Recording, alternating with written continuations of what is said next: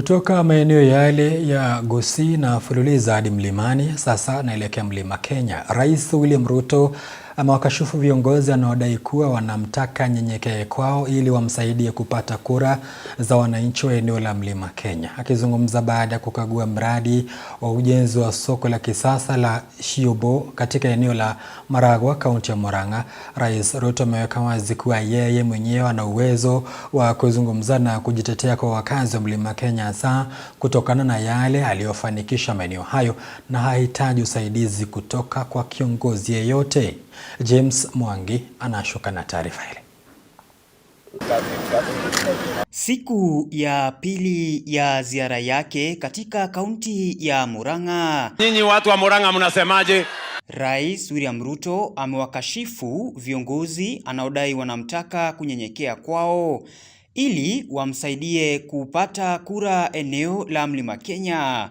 Rais akiweka wazi kuwa hahitaji usaidizi wowote na yuko tayari kujitetea mwenyewe kwa wakazi eneo hilo. Kuna watu wako na hasira mingi, wako na kisirani mingi, wako na kiburi mingi zaidi. Ati wao wanasema ya kwamba wao ndio wataamua. Ati wanabeba kura ya watu kwa mfuko. Ati ndio ati wananiambia mimi ati niende nipige magoti kwao. Mimi nitanyenyekea kwa mwananchi na nipige magoti kwa Mungu. Binadamu mimi siwezi. Amesisitiza kuwa wananchi ndio watakaoamua ni nani atakayewaongoza baada ya uchaguzi mkuu mwaka ujao, na hatma ya kila kiongozi itaamuliwa kulingana na yale aliyowafanyia wananchi. Wacheni kiburi, tulizeni. Ati wanataka kutuamulia sisi, ati wanataka kuamua wimbo gani utasikiza, wanataka kuamua kanisa gani utaenda, wanataka kuamua mahali gani utaenda, ati wanataka kuamua kiongozi gani wewe utachagua. Mimi nataka niwaulize, wao ndio watatuamulia ama sisi wenyewe tutajiamulia? Viongozi walioandamana naye akiwemo naibu wake Profesa Kithure Kindiki na kiongozi wa wengi katika bunge la kitaifa Kimani Ichung'wah wameapa kutojali matusi wanayoelekezewa kwa kushirikiana na rais, kwa kuwa ushirikiano huo umeleta manufaa makubwa kwa wananchi.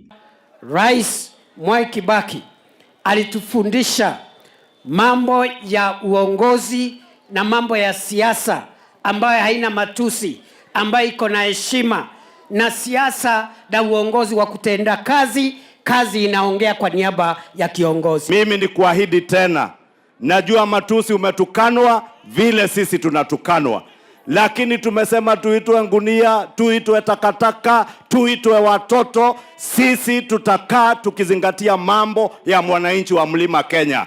Akiorodhesha miradi ya maendeleo inayoendelezwa na serikali yake maeneo hayo, Rais amebaini kuwa takriban soko 25 za kisasa zinajengwa katika kaunti hiyo, ikiwemo soko ya Siombu ambayo inatarajiwa kuwahudumia zaidi ya wafanyabiashara 200 itakapokamilika.